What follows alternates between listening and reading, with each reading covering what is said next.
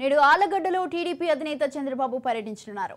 ఆలగడ్డలో రా కదలిరా బహిరంగ సభలో చంద్రబాబు పాల్గొనున్నారు. మధ్యాహ్నం 2:20 హెలికాప్టర్లో చంద్రబాబు ఆలగడ్డ చేరుకోనున్నారు.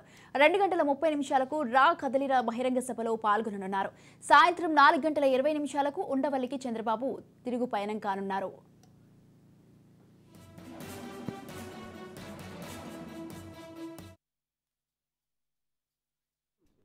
4 గంటలకి మొదలవుతుంది. భారీ ఏర్పాట్లన్నీ కూడా చేయడం జరిగింది. అన్ని జాగ్రత్తలు కూడా తీసుకోవడం జరిగింది. కార్యకర్తలు ప్రజలు వచ్చిన వాళ్ళకి ఎటువంటి ఇబ్బంది లేకుండా అన్ని చర్యలు కూడా తీసుకోవడం జరిగింది. 2 అంబులెన్సులు అదేవిధంగా డాక్టర్లు అందరూ కూడా సిబ్బంది అందరూ కూడా ఇక్కడ ఉండడం జరుగుతుంది. కాబట్టి ఎటువంటి ప్రాబ్లం లేకుండా అన్ని చర్యలు కూడా తీసుకోవడం జరుగుతుంది.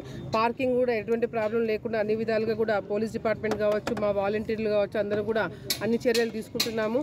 దాదాపుగా 1,00,000 మంది వచ్చే ఈ సభకి ఎటువంటి ఇబ్బంది లేకుండా అన్ని చర్యలు తీసుకుంటున్నాం. అంతేకాకుండా చంద్రబాబు నాయుడు గారు హెలికాప్టర్లు వస్తున్నారు. హెలిప్యాడ్ కూడా ఇక్కడ భూమానాగిరెడ్డి గారు, శోభానాగిరెడ్డి గారు ఘాట్ దగ్గర ఏర్పాటు చేయడం జరిగింది.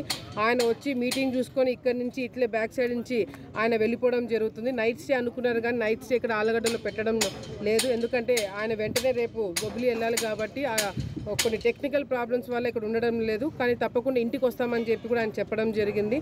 అదేవిధంగా ఈరోజు జనసేన, తెలుగుదేశం పార్టీ నాయకులు, కార్యకర్తలు అందరూ కూడా రేపు జరిగే ఆలగడ్డలో జరిగే ఈ సభకి భారీ ఎత్తున వచ్చి విజయవంతం చేయాలని చెప్పి కూడా మనస్ఫూర్తిగా కోరుకుంటున్నాము.